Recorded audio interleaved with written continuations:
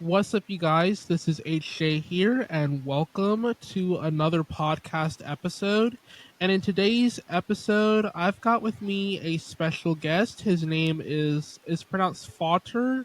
Is that how you pronounce it? Yeah, that's about right. Hello, guys. Okay. And today we're doing something a little bit different. So he approached me about discussing some awesome gaming setup ideas to make your gaming setup the premier place for you to play your games. And so in today's episode, I'm going to allow Fotter to tell you all about it. Yeah, that's the plan. So So, go ahead. no, continue. No, so I was actually gonna ask you, because I know you can see the gaming setups that I've pulled up as examples, and I just wanted you to go over some things that maybe every person might need in their room, or what's the best microphone, the best layout. Right. Okay, so the first most obvious thing is a desk. I mean, it's pretty, obvious. So, personally, I like plain desks, purely deep, so you can add as much stuff as you want, the decorations, monitors, the space for everything you would need. You can make a desk yourself, which is what I prefer. I also made my own. If you want to, you can pull up my setup later. I think I sent you a pic someday. And what I did with that is that I just had an old desk laying around. It was white and like really, old. The design was from many years ago, and me and my dad just painted it, built it back together and set it up, and it looks awesome. Then for, as you said, monitor layout, it's very personal preference. For me personally, if you look up the basic L monitor setup, where one of the monitors is portrait mode and the other one is in landscape, it's the one I prefer because on the portrait mode you can always have the one where you can pull up Discord, coding programs, Word, for studying and stuff. And then the landscape one you can have for gaming, watching videos, and similar stuff. And yeah, so if you pull up my setup real quick, if you can, that would be great. Okay, give me 1 second. Go ahead, mate. You said you sent it in the tech source channel. I'm gonna have to find it. Can you send it through DMs really quickly? I'll pull it up.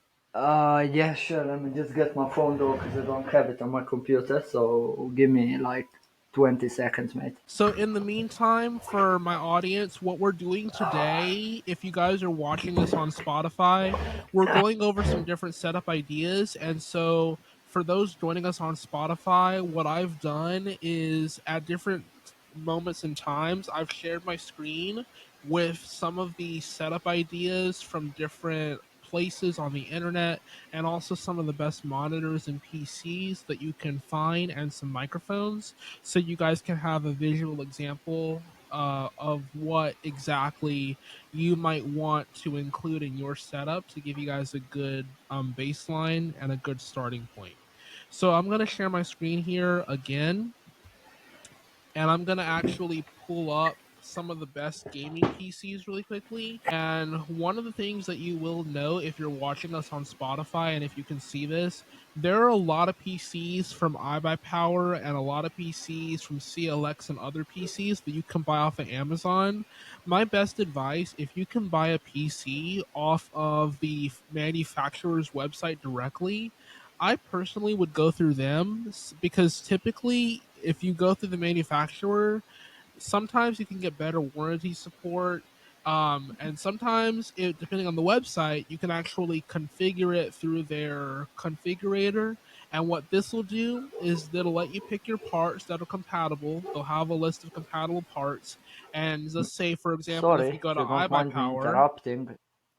My personal opinion on this is that if you wanted a similar spec computer as you're looking into, pre-built computers from different brands, what I would recommend is instead learning how to build your own. getting some parts, getting to know the compatibility on a few websites like the wait check like this one. You can go to a website called wait, can I share my screen on here? You can. It should Right. let you. Right.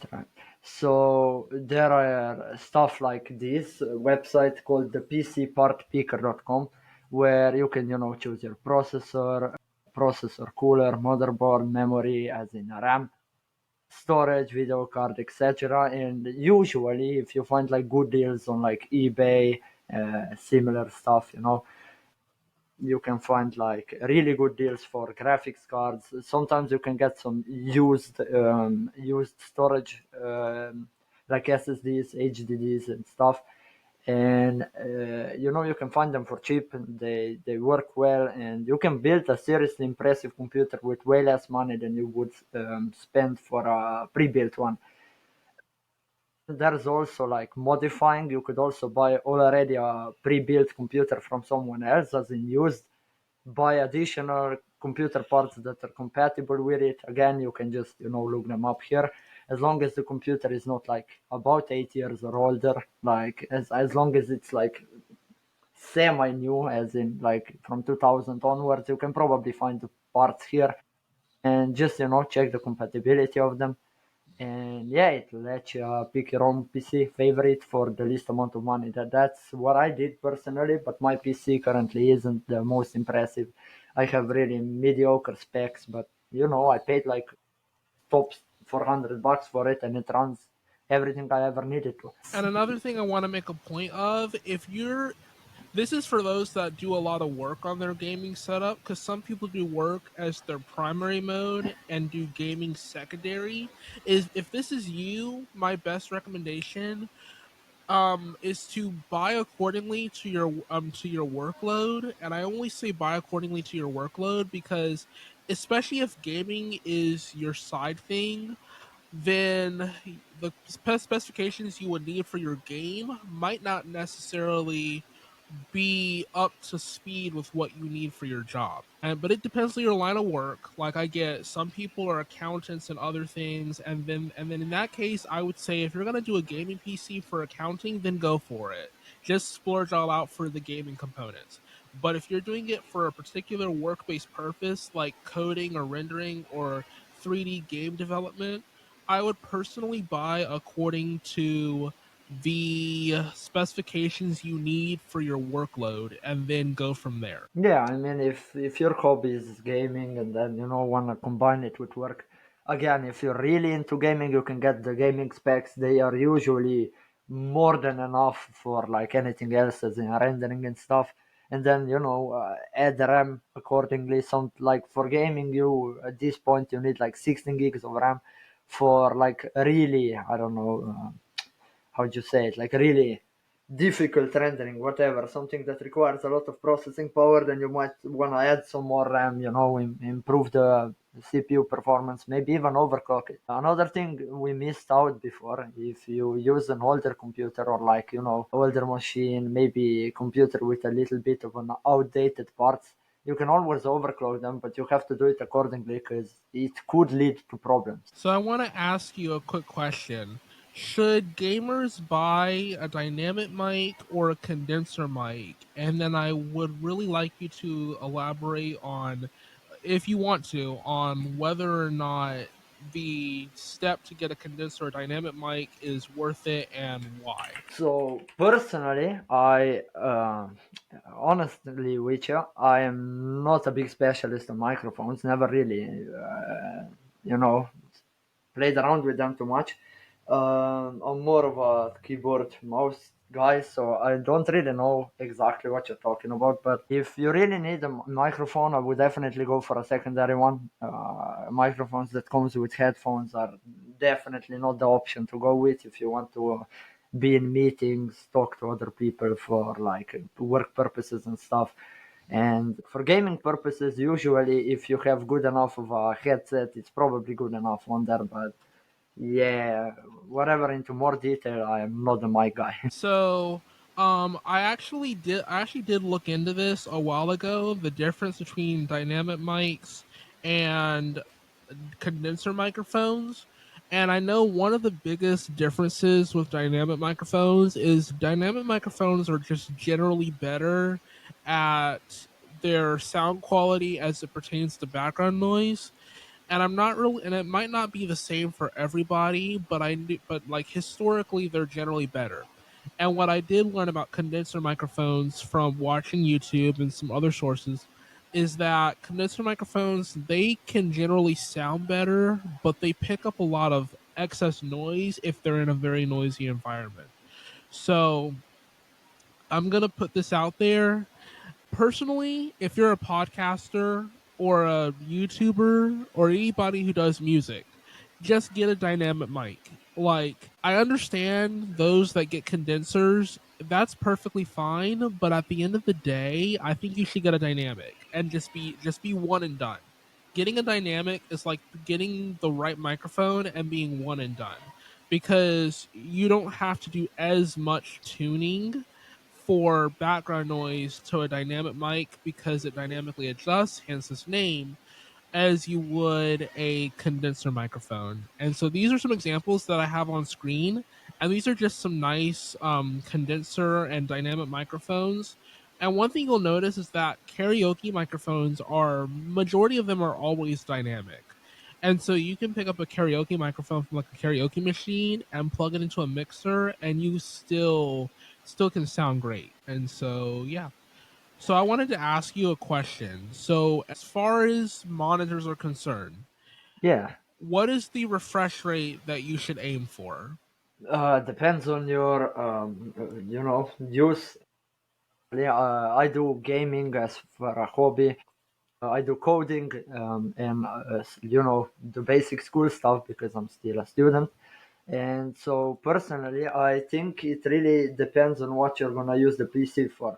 For gaming nowadays, I think the 144 hertz is the minimum for competitive games, such as like CS:GO, CS:GO 2, whatever. Anything where it includes to have really fast reaction speed to, aiming and stuff. But for more relaxed games, work, maybe coding, all you really need is still 60 hertz. If you're really a hardcore gamer and every millisecond matters to you the most, then maybe go for a higher than 144, but it really depends whether your eyes can even perceive it. So personally, I'm running 100 on my landscape mode monitor, and on the left one, aka the portrait one, I have 60 hertz. All I really need for it is just coding, scrolling through code, Word, and maybe notebook. Whatever you need there.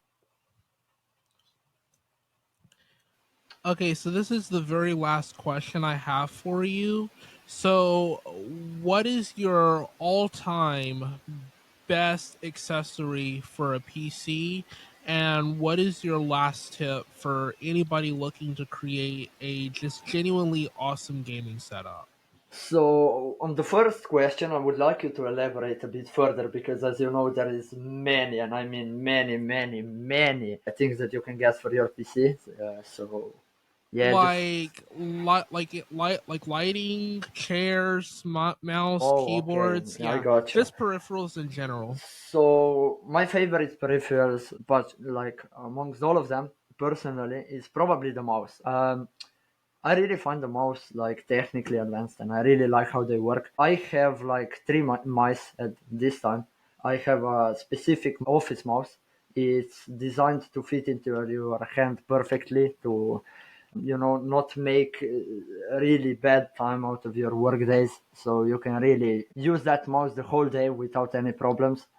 Then I have a separate mouse for gaming. That one is I have two actually. So two mice are for gaming. One I have for shooters, Valorant, CS:GO 2, similar stuff. That one is just the one and only Razer Viper Mini. It's a cheap option. You can get it on Amazon at this point for I think like $30, around 30 USD, and it has a really good sensor. It moves quick. It slides well. You can even buy additional mouse feet for it, so it glides better. Yeah, mice all around. The last one I have is the Rocket Cane 100. It's at this point I think like 6 year old, and I often used it for Minecraft. I was a big Minecraft, a big Minecraft enjoyer, and it was the mouse to double click. It's the one and only. Um, then for keyboards, currently I'm running which is a very how do you say it, controversial pick. I run the Logitech G Pro keyboard. It's a unmodifiable. Only the keycaps are switchable. They are the Cherry MXs, and yeah, I run it because I really like the speed, the looks of it. It's heavy. It really doesn't make any rattling sounds and stuff. I really like it personally. I also have the Red Dragon K. It's the one and only, the biggest budget option possible. It comes from Red Dragon. Bought it for $25. Still own it. I really like it. It's fully modifiable. I switched out the keycaps, put new stems in. So basically, also the switches are different. Put some foam into the casing so it doesn't rattle. And honestly, I kind of prefer it over the Logitech one. But if the Logitech one was modifiable, which I'm pretty sure one version of it is, then I would always pick that one.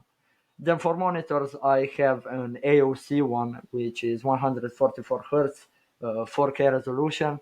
It's 24 inches. The other one is also 24 inches. It's an old HP one. I got it for free with the computer that I bought pre-built and then modified it myself. It's 60 hertz basic stuff. It's EP, and yeah, it just works for me. For the microphone, I just got a cheap one off of AliExpress for like $25. Honestly, it's so much better than I originally anticipated.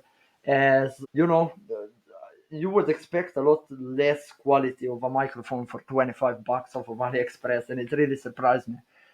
Then for everything else, sound, I use the headphones that came with my keyboard, the Red Dragon one, and then I use obviously separate speakers that I got for $65. They're not really expensive. They work great. They came with a subwoofer. I could provide the links later to you if you wanna distribute them to the viewers, listeners, whatever.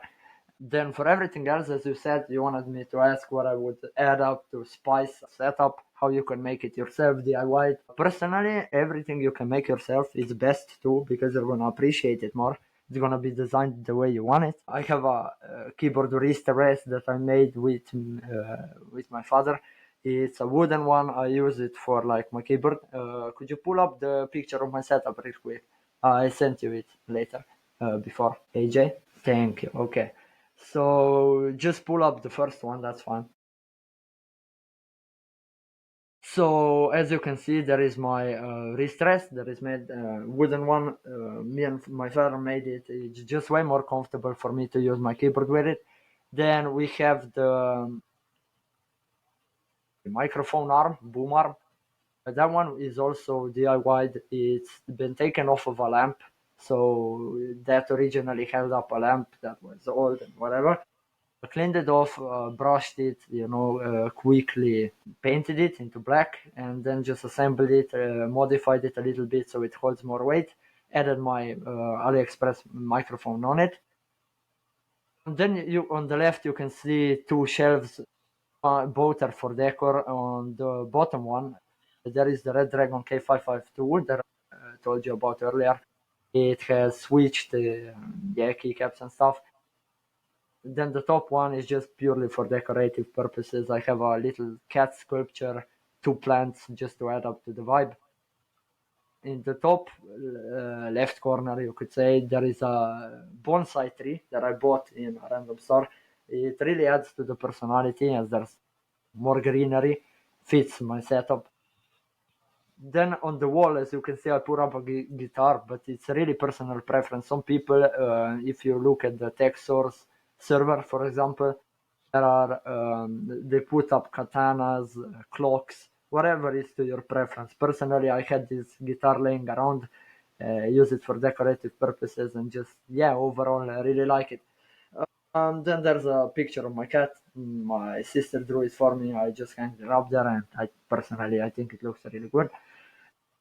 And then what I would do if you wanted to really like DIY every aspect of your setup, is just do the same as I did. Also, if you look behind the mic, behind the microphone, where you can close the stream, I'll stream for them really quick. Share screen. Yeah, so as you can see right there, behind the microphone, there is my lamp.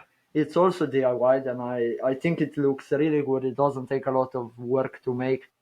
You can just get some pipes from a nearby shop, a construction shop, paint it black, add a wood block underneath, and then just install a lamp, put some wires through, and you can lead everything down to the thing. And again, what most people forget about setups is always the fact that cable management goes a long way, like really a long way. As you can see in this picture right here, I didn't really have my microphone managed yet. The cable, it looks like really weird just coming out of the monitor. So if you can give some time to that, that would be really great. In this picture, I already had it managed. Put it on through my boom arm that I made, and goes behind the lamp, and then it's like invisible from all aspects. It's really nice. And then what goes underneath the table is also really important, even though you can't really see it most of the time. You can really appreciate when you don't see many cables just hanging around in there. So yeah, just give it some time, and you can just do stuff that you like, and as eventually you'll have the setup of your dreams. On this picture, if I talked to you before, I had my office mouse. This is the Logitech MX series, and right there in the corner, left to the speaker, I have plugged in my Razer Viper Mini that I use for shooters. So yeah, Okay, that's cool. Anyways, that's all the time that I have for today. Thank you so much for joining me on today's episode. I know we talked quite a lot about the setup, but again, I yeah, appreciate it, and I hopefully will hear from you soon. yeah. Hopefully as well. It's been nice meeting you, and see ya, man. Thank you to our audience for listening to us today. If you have not already, please consider following the show on Spotify and make sure you guys stay up to date on my YouTube channel. I'm going to try and release a video very soon. So be checking on my YouTube channel and make sure to subscribe to that for when that video goes live. All right, then you guys, take care.